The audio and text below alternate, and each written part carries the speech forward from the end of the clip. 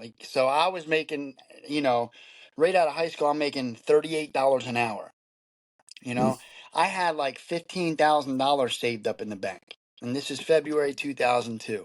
And that's the reason why my friends wanted to get me hooked. I didn't find out till later on. They had that discussion like, yo, how can we get Joe to try this stuff? Because he can foot everybody's habit. You know what I mean? He can afford it all. And man, bro, like I said, by summertime, I had already lost my job, ran away from home.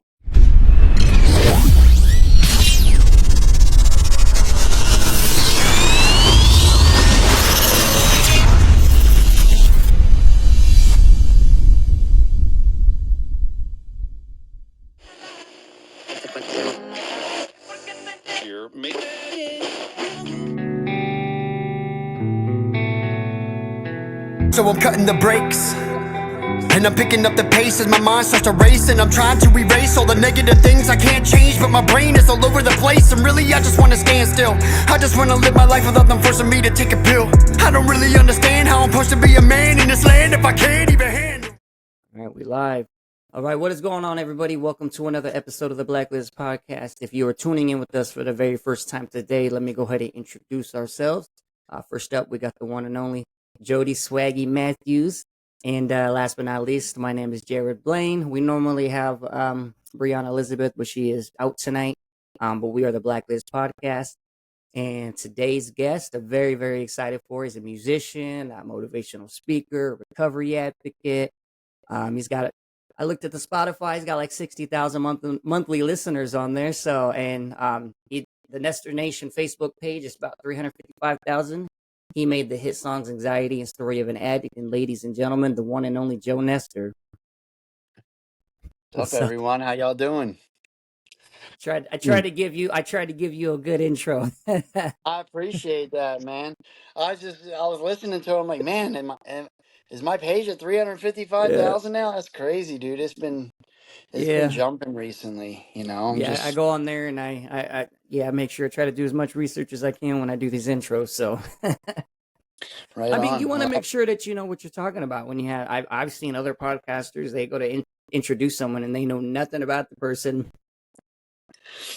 Yep, I've had that experience too, where people, like, I've been on podcasts where people don't even do their research or anything. So I definitely appreciate it, and I'm just humbled to be for the opportunity to be on here. So thank you guys for having me. Yeah, definitely. I appreciate it. I gotta give it to Swag, because like I said, I tried a couple times to reach out to you, and then me and Brianna were supposed to make it to the event in Indiana, but I had to work and it wasn't able to happen. So I told Swag, I said, it's on you, man.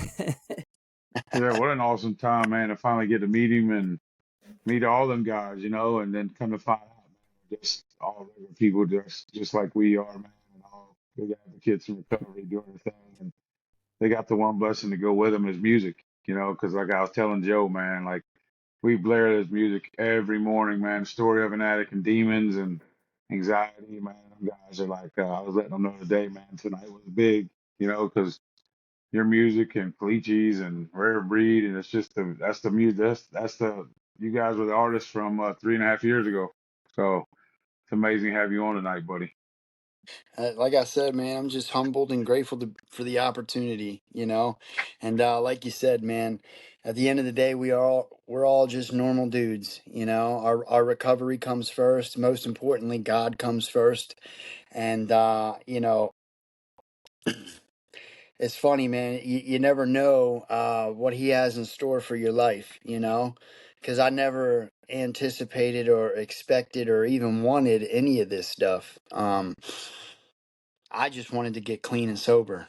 I just wanted to stop being homeless. I just wanted to have some sense of purpose in my life, And for me, 11 years ago, sitting in that halfway house, broke, busted, and disgusted, not knowing up from down, music just kind of became a source of inspiration for me. Like it was a music was my therapy, dude, and it was very therapeutic for me. And it was my way to escape, and that's what I used. There wasn't a lot of people out there at that time doing recovery music or talking about the things that I was struggling with. Um, so I just made it up myself and just wrote down what was going on up here and what was going on in here. I just wrote it out and made songs out of it. And man, I had no idea so many people felt the same way. Mm. It's wild what God took with that and just was like, here you go. And it's like next Yeah. thing you know, I'm touring and all sorts of crazy things. It's It, wild. But it's a prime example of going being to meetings. obedient. I was just gonna say being obedient. Going to meetings. Getting a sponsor, working the steps, and constantly seeking that relationship, with my higher power. I'm just going to say, I call him God, Mm. my higher power is God. Yeah. And just seeking that relationship with him. And just along the way, just things kind of just snowballed. So, It's it's crazy the way you think of it. So like last night, we had Drew Hicks on, and so right on. he was telling me that kind of the same thing. He was like, man, I never experienced, like, I never expected to like have numbers or have things take off and where you're traveling and speaking and doing this and that. But it was being obedient, and it was like the same thing with you. It's crazy to think about it. Like, you may have one idea, one goal is just, man, I just want to be clean and sober. But then when you're obedient and your higher power, whatever you may want to call your higher power, is like, no, like, that's what they say. It's like, if you want to make God laugh, tell him your plans. Yeah, And for that's sure. true. It's For true, man. sure. Because you want Yeah. one thing, but the next thing you know, like, you're like, it's all about just being obedient, following the steps, and next thing you know, one thing will lead to another. And yeah, man, you're living proof of it. So like you and Kalichi and Rare Breed and all them, like the OGs in the recovery, hip hop and music and whatnot. So it's really awesome just to hear you guys' hearts, aside from the music. I mean, it's wild, man. Rob, I don't know as well, rare breed. But I do know, we are talking, and he wants me to be on his upcoming album, and vice versa. I'm gonna have him on my upcoming album. But Kalichi Chaz, man, I talk to him a few times a month. Like he was just here in Florida um, a few weeks ago, and my wife and I went out and hung out with him. I've done tours with him and just developed a really solid relationship with him over the years. And he's honestly probably one of the most down to earth, humble people that I've ever met. And he's just such a good dude. And just to keep it, what Swag was saying earlier, man, we're just all normal people, man. Just so. I think Yeah. the blessing of it for all of us, like when we sit and really get to talk to you guys and do things podcast, and we get to see the person. We get to talk to you guys on just a friendly level. And like you said, we had your buddy Chaz on here and talking to him, and just like he said, like you said, music has come to prepare you for some big things in your life that you had no, at first it was like, wow, is your way up. I mean, is your way out. What can I do? Well, let me put the pen and paper down, because a lot of people are talking about selling the drugs, but when it comes down to using and selling together, or the things that you went through in life, and then you put the pen and paper. Because when I'm at the center and I put on your song and I see the guys just look down, and then when the song's over, like, wow, and it hits you with a ton of bricks. It's like, man, just to hear the words come from you guys, but then to have you on the podcast, just to hear you guys, how humble you guys are, all of you guys are, man, and then finally get Mhm. to meet you guys at the event was very special for me, man. Right on, man. It was that event in Indiana was, man, that was nothing short of just a powerful move of God. You could feel it. You could literally feel it in the air that night. It was just so powerful, and man, I'm just grateful to have been in the presence of all that. It was so cool. It was cool to meet you, and it was just cool to be there. Fellowshipping with everybody. because that's what it's about, man. Yeah. That's what it's about. And About you know, community. yeah, and it's like these songs, at least from my perspective, they're like chapters to my life, if that makes sense. And early on, man, a lot, or just, I write it out in song form because that's my way of getting it out. That way I don't have to keep it up here, like I'm saying, because it's like, man, if I don't, then I'm constantly going back and forth in here. And then it's like, I hate having that chaos in my head. I hate having that, like, that constant war between good and evil, So I've always been very vulnerable and transparent because one thing my sponsor told me, almost 11 years ago was we're only as sick as the secrets we keep, you know? Cool. So it's like I've always kind of like just told on myself through my music, through whatever, just the things I've been dealing with. And, it's just, it is crazy to see, what God has done with it and the people that it has impacted along the way. So, Yeah. Like I know like my top favorite, Anxiety, like that's my top song. Like I would listen to that at least once a day, like every day. I just when I first heard it, I resonated so much with it. Of course a lot of people. Um and then of course Story of an Addict, like that's the number one where they hear that song, like when they hear your name, that's the song that comes up. But Anxiety, that right there was like my personal, like got me through a lot of hard times. I was on tour with Chaz when I wrote that song. Okay. And I remember we had just got done performing a show in Texas, and I was dealing with a lot of stuff in my home life. I had like a family member who was struggling with addiction, and I pulled all these strings, made all these phone calls to get them into a nice treatment center, and finally got him to go. And I performed the show. I thought everything was good. He was going to treatment.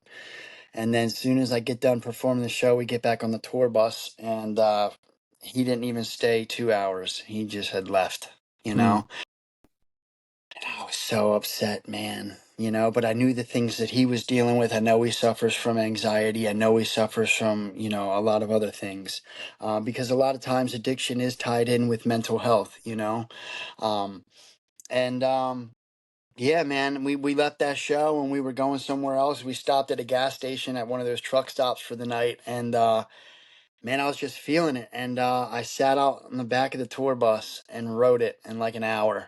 And it's crazy. It just took off, man. It literally took off out of nowhere. But yeah, yeah. Yeah, that song means a lot to them guys right there because you got to remember I deal with all the guys coming straight out of detox. So they're like either one day, maybe even 7 days in detox, and then they come over and I do morning affirmations every morning. And the one thing I can get them, with a positive feed in the morning is I usually play two or three songs. Hmm. And 90% of the time, man, I always play Story of an Addict. It's one of them ones, you know, it get you even say about staying in the rehab center past the weekend and things, you know what I mean? And that's what they're Yep. going through. That's what they're fighting right then. And they just sit there and they're like, damn, swag, like, and I said, man, I'm telling you, these words hit you hard, And then I said, if you listen to it a few times, other things pop out at you, And it's just cool to see you guys' music, man, because you and Kalichi and the rest of them, like I said, man, these guys are always like, what is that? Like, and then I'll play something different, or if I'm at lunch or something like that, I'll turn it on and I'll always put you guys' music on so they can hear that stuff because you're talking about some things in your life. Yeah. What can we do to be better and the things you struggle with that a lot of people don't want to talk about, and like you said, like you was talking about talking to the counselor and the song, like you don't really want to open up deep. And I said, man, you got to get that stuff out, fam. I'm Yeah. telling you. I said it's gonna weigh you down, but man, the music is just story of an addict. Like I said, it damn sure hits them. We had 89 this morning, and they were all I mean, it's an amazing yeah. to watch them and to see the vibe they get off those songs. It's so cool to me. Damn. That's That's cool, man. And that's what it's That's about. cool. That's what it's about, right? That is, man. Literally, that's what it's about. It's about, you know, I mean, the music's great. Whatever, like, can be used to reach somebody at that spot in their life. Because I mean, you guys, you see it, Swag, you see it. They come in and they are literally broke, busted, and disgusted, completely broken and hopeless, right? And it's like they have that like hollow look in their eyes, just like no hope, and whatever God chooses to use it, whether it be a song, whether it be through, something that something that you say, just whatever instrument or vessel he chooses to use, what it's all about is like literally that moment where you see the light come on, and it's like, man, there's nothing better than that, because I can still remember it like it was yesterday, man. I fought it tooth and nail my first year. Like I literally fought tooth and nail. I had to keep giving myself these little mile markers, because I didn't believe in God when I first got clean. I didn't believe in God. I didn't really have a relationship with him. Um I grew up Catholic, and I was raised like very God fearing, if that makes sense. And I thought, man, dude, like I was homeless for 10 years, and when I came down, I was on the run for bank robbery, and I had done everything under the sun. The following PSA is brought to you by The Phoenix. The Phoenix is not just a gym, it's a community where the real weight lifted is not just barbells, but hearts, minds, and spirits. Whether you're in recovery or simply choose to live a sober lifestyle, The Phoenix offers a range of activities from yoga to hiking, all led by people who've walked the path of transformation. So why not aim higher with The Phoenix? The first membership requirement is just 48 hours of sobriety. Rise from the ashes and soar with The Phoenix today. Do you know about naloxone, otherwise known as Narcan? This life-saving medication can reverse an opioid overdose in minutes. You might think, I don't need it, I'm not around opioids. But the truth is, you never know when you'll be in a situation where you could save a life. It's easy to use, and in many places offer it for free or at a low cost. So let's be prepared and look out for each other. Remember, you might not plan on being around opioid use, but you never know when it will be around you, and you could save the life of somebody that loves and is loved. I'm Chuck LaFlange with the Ashes to Awesome podcast, and remember, you are loved. We're back. So like I was saying, man, when I first got clean and sober in 2012, I remember, not really having any kind of relationship with God. I was so far gone, and I just thought that, like, man, I had done so much stuff in my life. I'm like, yo, how could he ever forgive me? Um, and I also didn't believe in the steps. I did not believe that some like writing on a wall or some words in this blue book, called the Big Book, was gonna save me from myself. I'm like, bro, this is baloney. Like, this is dumb. Like, this is stupid. It's not gonna work. I've been homeless for 10 years, in and out of the system. Like, I am institutionalized, and like, there's no way this is gonna work. But I did it anyways. I just, even though I didn't believe it, I just did it anyways. I would wake up in the morning. I would literally talk to God in the shower. Starting my day. I'd be like, "What's up, dude? Like, I don't even know if you're real right now. Like, I don't know if you hear me. I don't know if this is just falling on deaf ears or what. Um, or I'm just talking to some sky daddy. Like I'm just like, but here I am. You know Yeah. and then I would go to meetings. I got a sponsor. I started working the steps. Um, and I still thought people in the meetings, I'm like, yeah, you're getting high. You're getting high. You're definitely not Mm. sober. I was just judging. I didn't Mm. believe that people could really get sober. But I did it. I did it. And I just kept working, and I told myself, 60 days and I'm done. I'm going to go Yeah. back to Philadelphia. I'm going to go back to ripping and running because this ain't it. This ain't going to work. 60 Yeah. days came around, and I'm like, it's probably still cold up there. So I don't want to go back there. It's warm here in Florida. Um, there's probably still ice and snow, so I'm gonna give it another 60 days, or I'm gonna give it 6 months, I just kept giving myself these little mile markers, and then it hit me one day, dude. I'll never forget the day that it hit me. I was working at a purse warehouse, boxing up like factory like Prada and Gucci purses and stuff like that. And I used to drive the forklift around, and I was on my lunch break one time. And like before this moment, I always used to have these reservations, or these like, one day I'll be able to successfully get high, or one day maybe like, I'm going to go back, or one day these little thoughts in my mind. I used to fight it, but I always had those little thoughts. And then man, I think it was like right around 9 months. It finally hit me. I was on my lunch break, and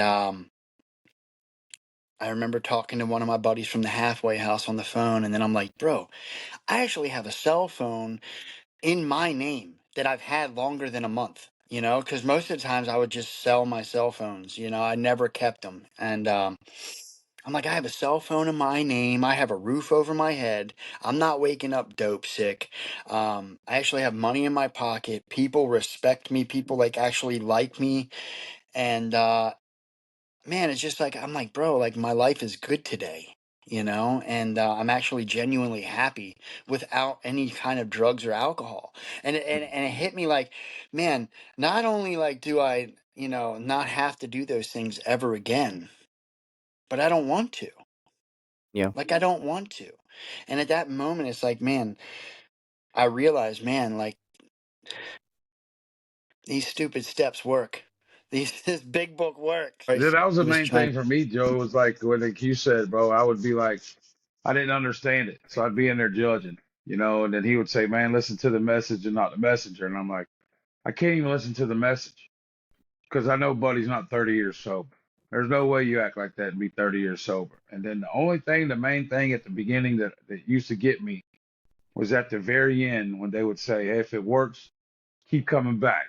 Mm-hmm.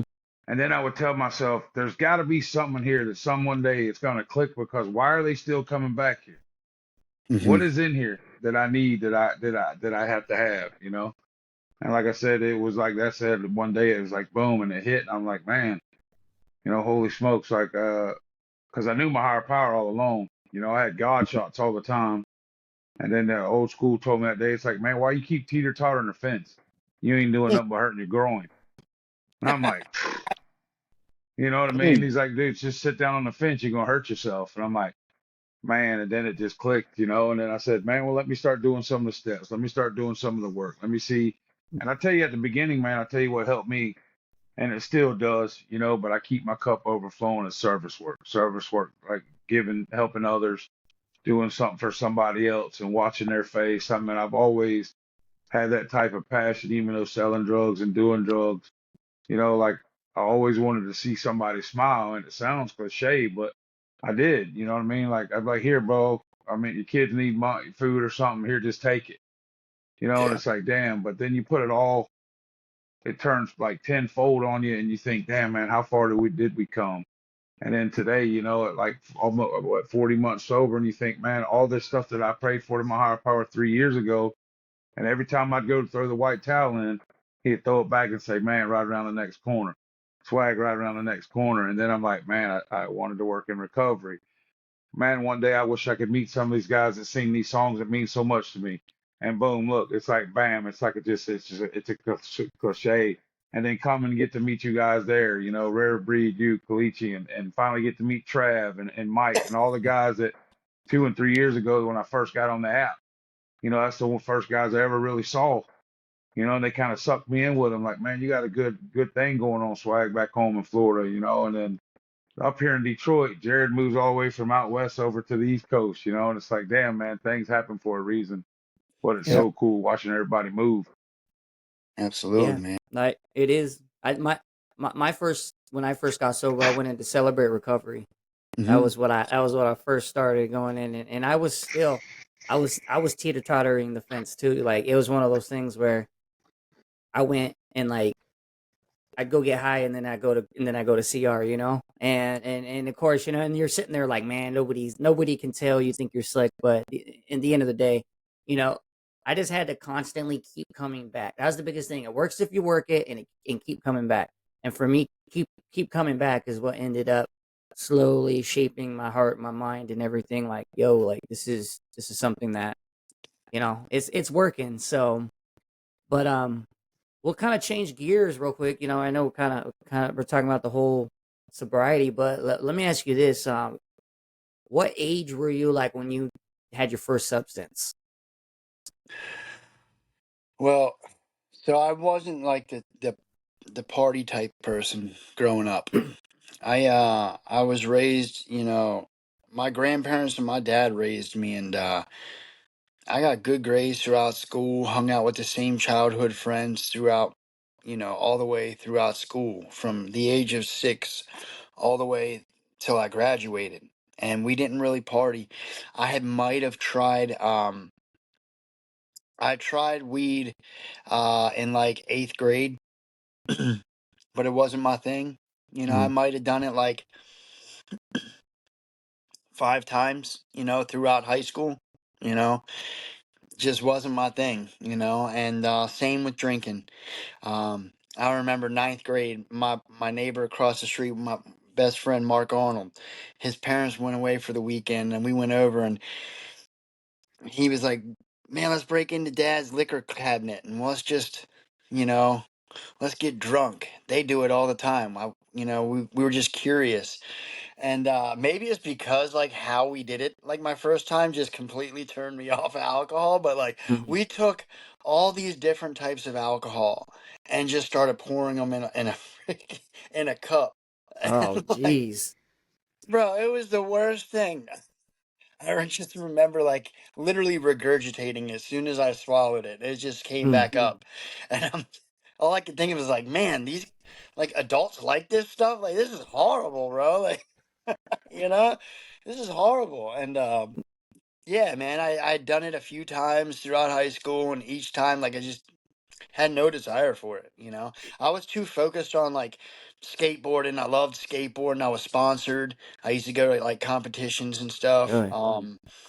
I was really into baseball. I was an all-state baseball pitcher, um, and guitar, of course. Like man, I was just so focused on like productive things, and like my friends weren't the type of friends that like were doing that kind of stuff. We were focused on like just being kids. And it wasn't until after high school that Okay. that that I started really, you know, dealing with substance abuse.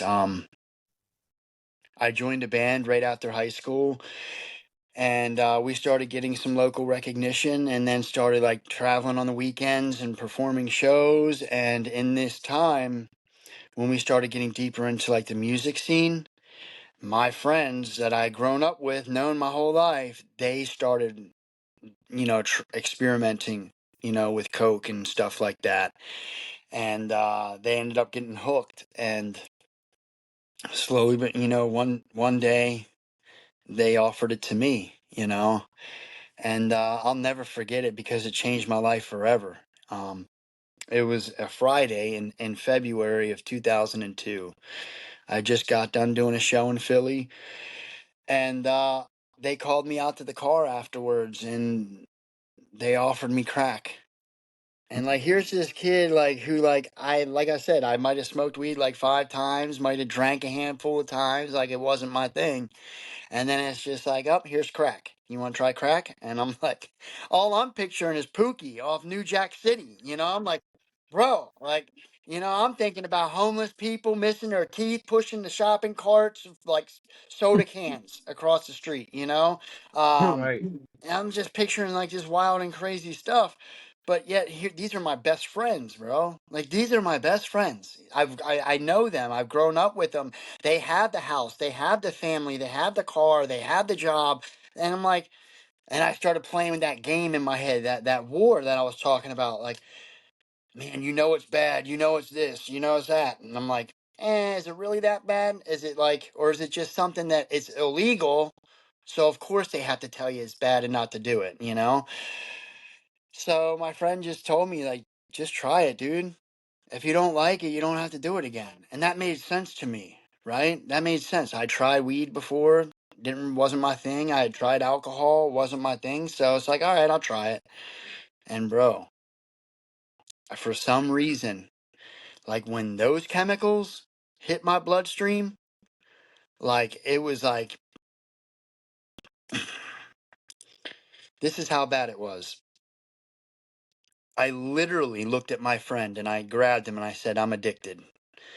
From the first hit, I said that.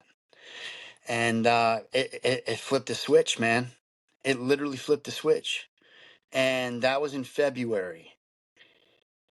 By that summer, I was already shooting heroin and I was homeless. Right. Quick. That's how Yeah. fast it took me out. And it's not like I'm a stupid kid. I graduated with a 3.6 grade point average. I didn't party like that. I grew up right. You know what I mean? Um, and I don't want to say like I was sheltered, you know, but like I knew right from wrong. I was smart, but none of that mattered. Hey, Addiction does not discriminate. It doesn't matter if you're rich or poor, if you're smart or you're dumb or whatever. I don't want to call anybody dumb, forgive me. But we may make dumb decisions, you know what I Mm, mean? But like, you know, it just doesn't discriminate. It doesn't yeah. care who you are, where you come from. Like, dude, if it grabs you, man, Well, buckle up. and that's why we do this, and that's why we have the diverse guests that come on, because it doesn't matter if you got somebody that's got 1 million followers and you're touring chart museum musician, or or you got nobody, you got zero followers and you're just a normal 9 to 5. Like, it hits you the same exact way. So we like to show people, like, listen, it doesn't matter how successful you are, how not that you're not successful, but it just doesn't matter what you got in life. It does not discriminate. It hits you exact same way. Yep, it sure does, you know. yeah, that war that we play in our head, man. Like you said, oh, if I don't like it, or if I like this, and like you said, then boom, it grabs you that quick, and within a matter of months, everything you do, every penny you have, you're trying to do this and trying to do that, or oh man, I remember it too, man. Just like you said, within months, it's like damn. So, um, Yeah, wow, that's crazy how it's you say it. crazy. And then it was off and running for 10 years, right? Yeah, so like February 2002, I have an amazing job. I'm working with my uncle. He gave me an opportunity to work for his plumbing outfit, and I was just a plumber's helper. I was getting ready to go to school for it, but because it was like he was overseeing it, he was paying me full plumber's rate. Like, so I was making, you know, right out of high school, I'm making $38 an hour. You Mm, know, I had like $15,000 saved up in the bank. And this is February 2002. And that's the reason why my friends wanted to get me hooked. I didn't find out till mm, later on. They had that discussion like, yo, how can we get Joe to try this stuff? Because he can foot everybody's habit. You know what I mean? He can afford it all. And man, bro, like I said, by summertime, I had already lost my job, ran away from home. Uh, I was going to what the heck's it called, bro? I don't know what it's called. I would go and donate plasma mm. to get freaking money, you know. Um, and just pawning all my stuff and learning how to like panhandle and that like hold the sign up and all that stuff like crazy, dude. It's crazy how fast it escalated, and that was summer of 2002, and I told myself, I was like, man, this is only going to be for the summer. Um, that's it, and after summer, I'm gonna get clean. I'm gonna go to college because my dad worked at University of Delaware, so I could go to University of Delaware for free. All I had to pay for was my books. So I'm just gonna after the summer, that's it. I'm gonna get clean. I'm gonna go to college, and that's just gonna be the end of it. It'll be some crazy story that I tell when I get older. And bro, yeah, that summer lasted 10 years. 10 years So sleeping on the streets. You know. so what did like what did your family think about that? Like did they know in the very beginning, like, that you dabbled with it, or How did they take it when you went from February to summer, just 0 to 100? So questions, like the concerns were there. I remember my dad like literally just surprised me one day and took me to LabCorp. He's like, "We're gonna get test. We're gonna drug test you, because I have some questions, you know." Mm. And I'm like, "Dad, I'm not doing any drugs. I promise." And blah blah blah. And he's like, "Man, listen. Well, then you should have nothing to worry about then." So I went in and I took it. And this is the crazy thing. I didn't even take a urinalysis. They took blood from me, and it came back clean. I don't Mm. know how. Um, but it came back clean. And then I told my dad, "See, I told you this and that." So it kind of died down, you know, it on their end. Um, Meanwhile, my habits just growing, and I'm getting more and more hooked with each and every day that passes. And I come from such a close knit family.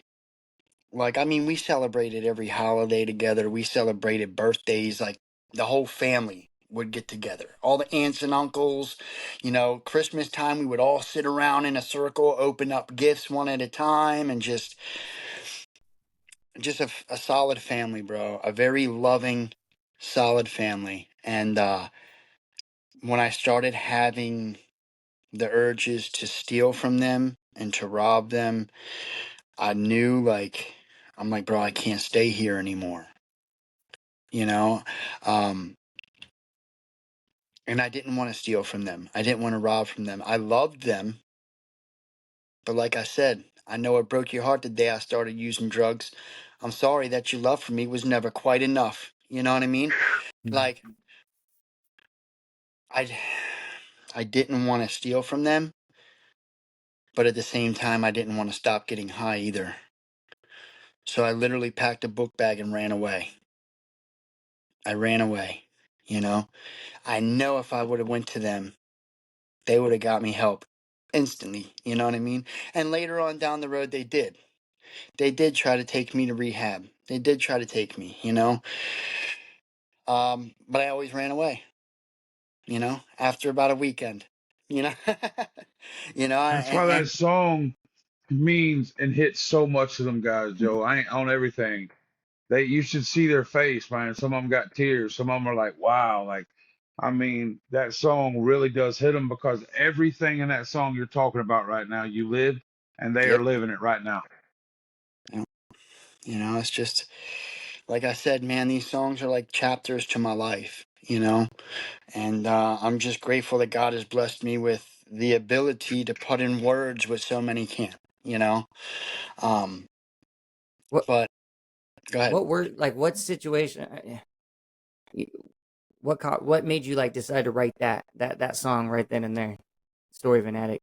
Story of an addict. So, um, I think it was about a year and a half ago, or close to 2 years ago. I was volunteering at my local homeless shelter, and I started off running some groups there and doing some meeting with the people there, and I started developing relationships with them.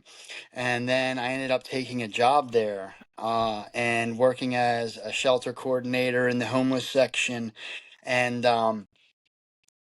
what really inspired that was because I was sponsoring a few guys at that time from my homeless shelter. I was sponsoring a few guys, helping them, and just seeing that state of just hopelessness, and just, you know, and I'm trying to pour into them. I'm trying to help them, you know, and I'm like, listen, bro, like, just like I want to shake them, because like I've been there, bro. Like, stop, you know what I mean?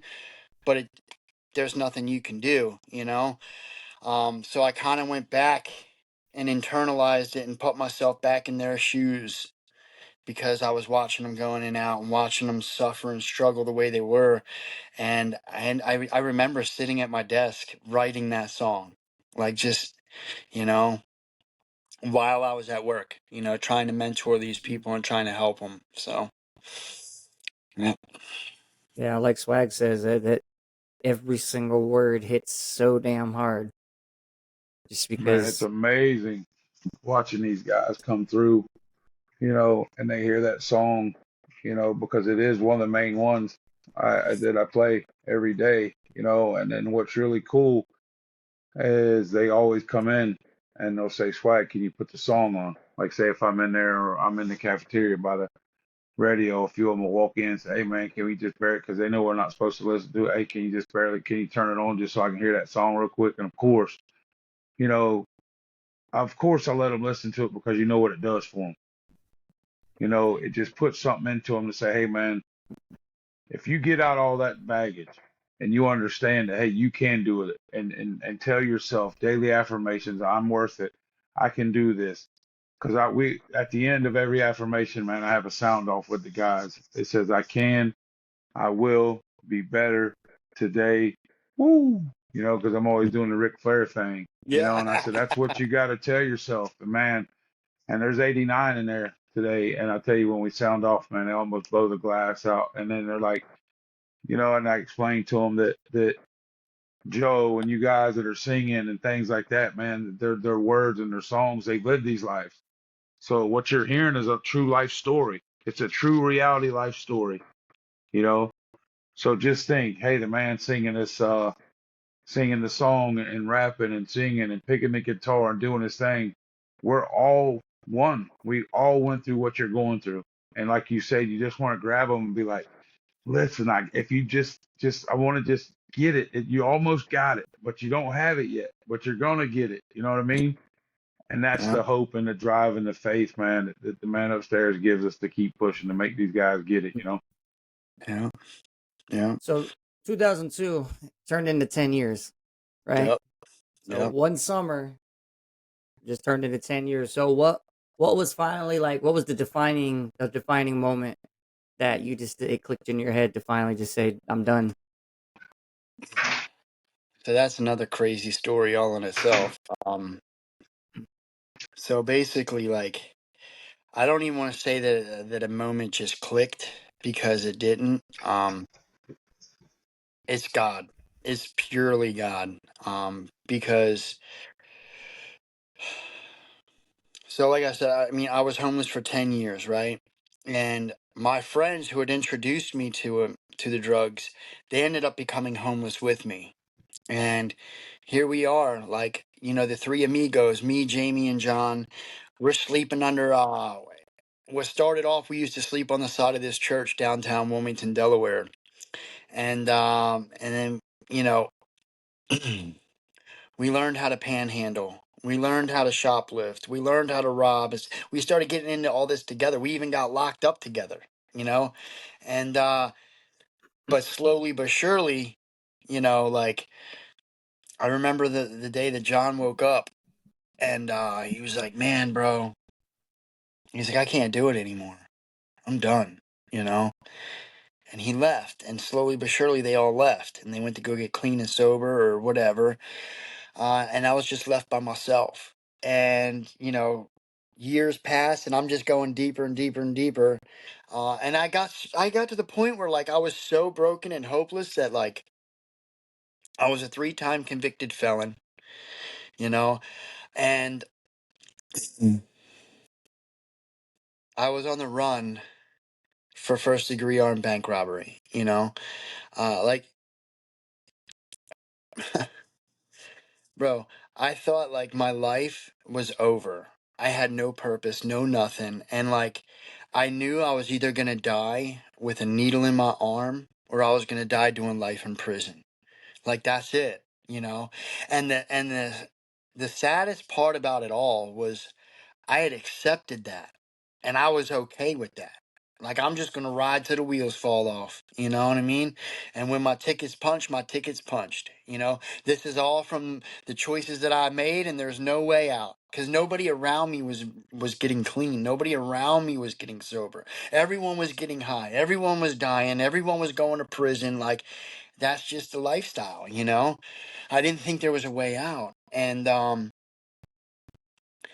lo and behold, you know, I got a random phone call one night. So I'm at this point in my life with the people that I was running with.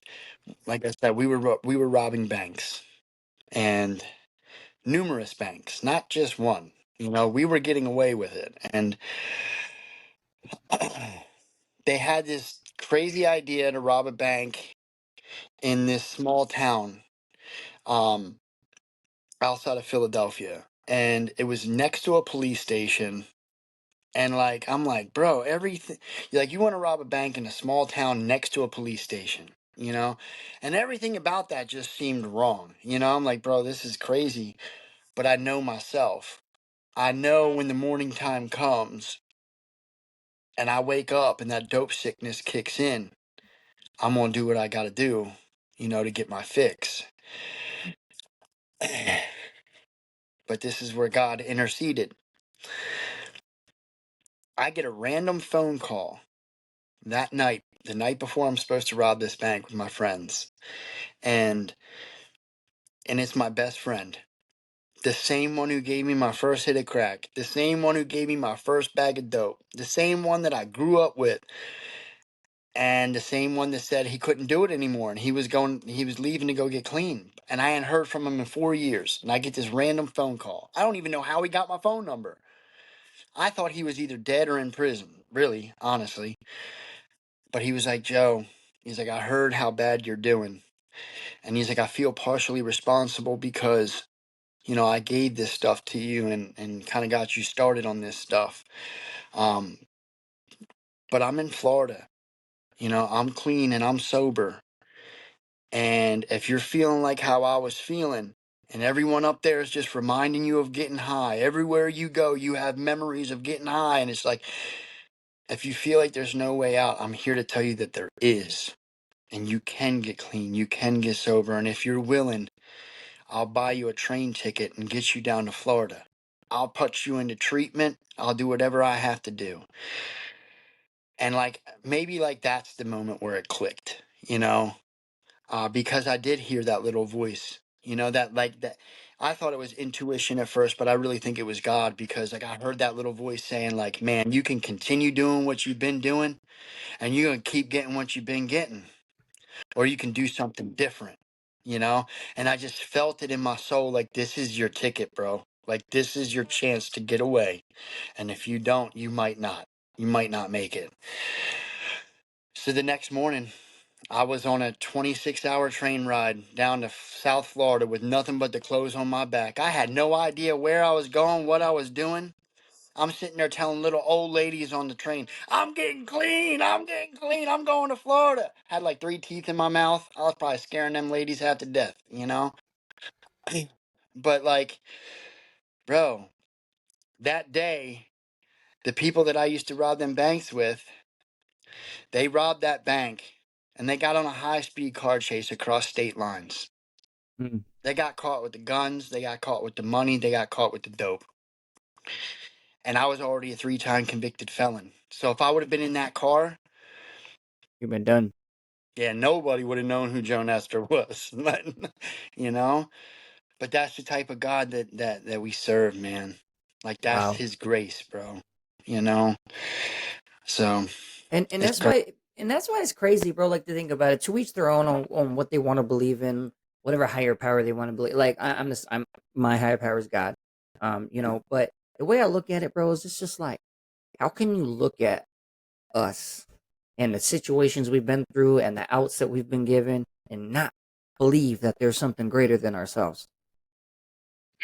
I don't get it. I really don't get it. Like, it's just like, man, like it like brings me to like teary eyed just to think like, wow, like that's just amazing. And I don't get how people don't they just don't understand it. I don't get Yeah, it man, either. we all have these God shots, you know, and we've had them our whole life, but we've just never listened and never paid attention. They've been there, you know, and then you got that little person sitting right here telling you the negative stuff, and of course, you know, this little person always gonna outweigh the good.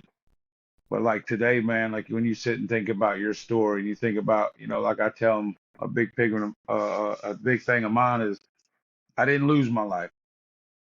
I lost a limb. You know, God had in store said, "Hey, let me get that leg from you, Swag. But I got something. I got something in store for you if you just keep pushing it and moving forward. Because He's gonna give you the vision. We choose the path. You Mm-hmm. know, He's gonna give you the vision. And that's the thing, man. We got to get back on that narrow path, man. Once we get back on that narrow path and start being obedient, listen, shoo. I'm telling you.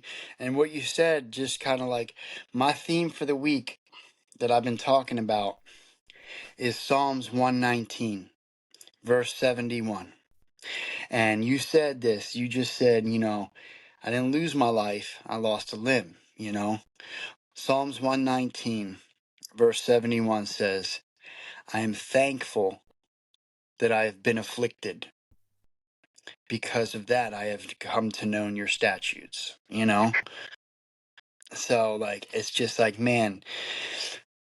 And I have a song getting ready to come out. I have a song that I'm in the middle of recording now that's going to come out, and it literally says, how else can the light get into your soul if you've never been broken? You know what I mean? Right. Like, how else can the light get in? And it's crazy, man.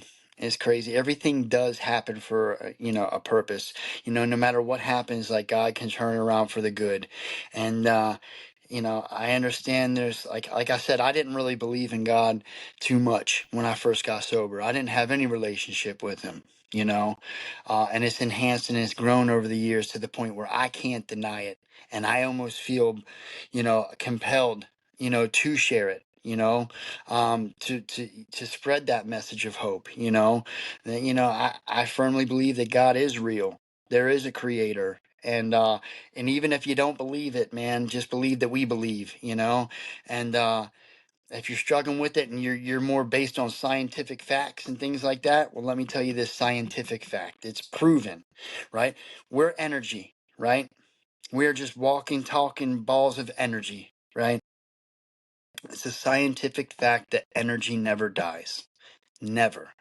So this is just a vessel right now. You know what I mean? So keep in mind, man, like for those who don't believe, but like even when we die, where do we go? You know? Just think about that, That's a scientific fact that energy never dies. So That's What good stuff, Joe. what big question. What about your best friend, the friends that you were using with? You guys still talking, and are they clean, do you know? so my friend paid for my train my friend John paid for my train ticket to come to Florida. And, he was the first one to get clean. I was the second one to get clean. Then I ended up paying for my buddy Jamie's train ticket to come to Florida. And we got him into treatment. We all went through the same halfway house. And we all ended up, creating these beautiful lives for ourselves. Like John, he has this like freight business and a couple other businesses. Like he's very well off, very successful. Jamie ended up starting his own construction company, got clean and sober. And then I ended up going off to tour the country and just impact people with my music, Unfortunately, though, um, mm, Jamie had about 8 years. I want to say 8 years. He had 8 years clean. And he made a bad decision. He went back out. He went back home, and ended up overdosing and dying on my wedding anniversary. um, Damn. yeah, so that one hit pretty hard, but it was a very strong reminder that it ain't getting any better out there, Mm-hmm. And we just have to remember, man, that we have to put our recovery in God first, each and Yeah. every day. Yep. It doesn't matter how much time you have. It doesn't matter none of that. Because at the end of the day, time is nothing but a number. Yep. It's literally nothing but a number. You have to constantly be putting your recovery in God first, Yep. Otherwise, everything else, you take the risk of losing it all. So, I always say that you have to treat every single day as if it's day one. It doesn't matter if you got 20,000 days or if you got one day. Every day, it's almost like a reset. You have to constantly put it first because, just like you said, times ain't nothing but a number.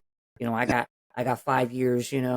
and Swag's got 40 months, and you got your time. But guess what? We could lose all that tomorrow. We can't sit here and say and guarantee that we're going to be. I'm sorry, but we can't sit here and guarantee we're going to be clean the rest of our lives. It's putting it forward and it's putting God and putting our recovery first and treating every day, because you start getting complacent, you start getting lazy, and that's when things start backpedaling. So I've heard a few old timers say this, time, we get so hung up on like this, our numbers, oh, I got 10 years, I got this, I got that. And it's like, I understand it's a source of inspiration, but even when it comes down to, even like as a musician, I hear so many people get hung up on like, oh, they got millions of views, oh, they got this many followers, they got this, like those are idols. And like, just from my personal beliefs and what the word of God says, man, we are not supposed to put anybody above him. We're not supposed to make idols of anything, and we're supposed to be, those who humble themselves will be exalted, and there's a reason why I've always,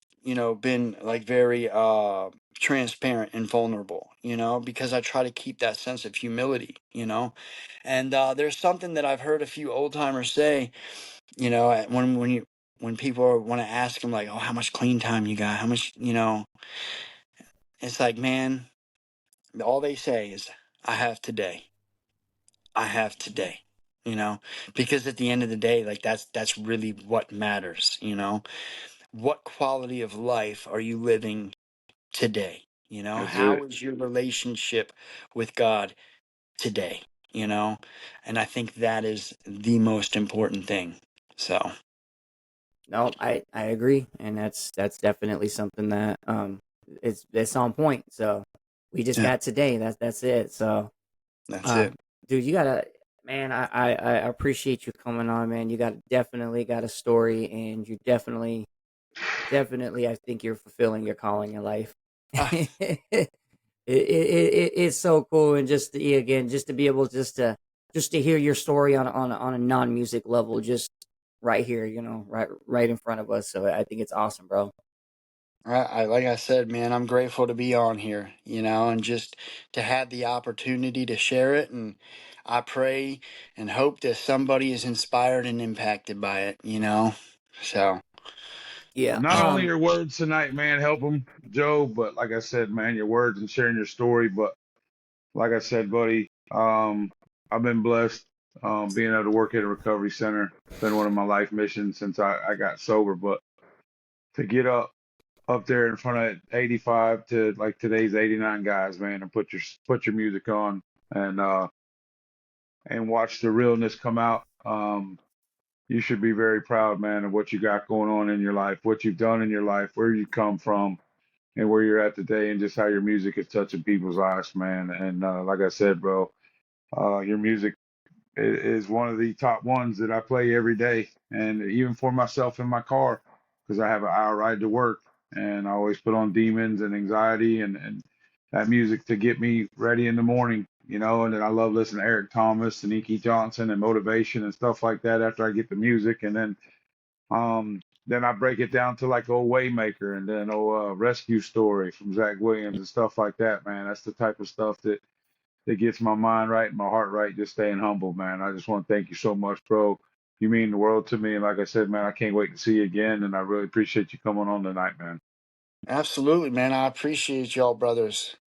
Yeah, definitely. For the listeners out there, let them know where they can find you, where they can stream your music and support you. Yeah, I mean, you can look me up on YouTube. Just look up Joenester, Nester. Facebook, Nestor Nation, and Instagram is Joe Nestor Music. And So, we'll put all the links in the description as well. Definitely. But definitely go follow Joe. Go show him some love. Go give him a follow on Spotify and all on all a listen and whatnot. Just continue to help him create. Yeah, just keep creating this music and pushing it out to the people that need to hear it. And that's the way it is. Like, honestly, it's the people. It's the people. Like, you can make the music all day long, but the people out there pushing it out there, they're the ones that are helping fulfill that destiny at the end of the day. Amen. And that's the way I look at it. So, but we're gonna wrap it up. If you made it this far in the episode, and thank you so much for rocking with us and holding it down. If you've enjoyed today's episode and you found value in our conversations, I have a small favor to ask. Please take a moment to like, follow, subscribe, share, drop a comment. Every single interaction makes a huge difference. And our mission here at the Blaklist Podcast is to spread hope and positivity, one episode at a time. With your support, we can reach even more people. And thank you guys so much for being a part of the journey. Remember to always spread hope wherever you go. And until next time, ladies and gentlemen, thank you so much. We love you. I know it broke your heart the day I started using drugs. I'm sorry that your love for me was never quite enough. I'm sorry that I ran away when things were getting tough. But let me clarify this for the ones who feel the need to judge. You ever love something so much you gotta have it, so you use it every day until you start to form a habit. Then before you knew what happened, you were suddenly an addict that just wasted half the